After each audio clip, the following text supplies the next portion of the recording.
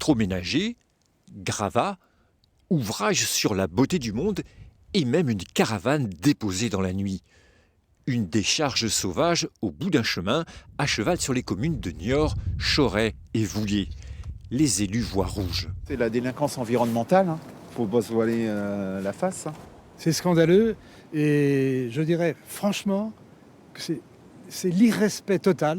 Qui que ce soit qui dépose, c'est un irrespect total. Des dépôts d'ordures de plus en plus fréquents qui empoisonnent les communes. Les pollueurs agissent la nuit, impossible de tout surveiller.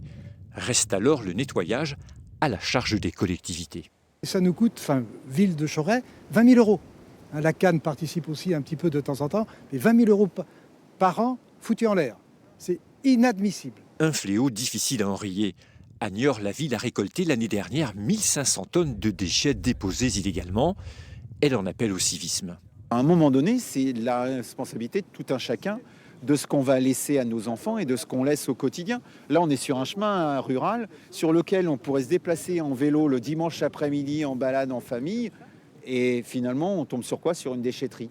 Il existe pourtant des solutions, déchetterie, bennes à ordures et sociétés de recyclage. Cette entreprise niortaise reprend tout type de déchets en dehors des rebuts ménagers.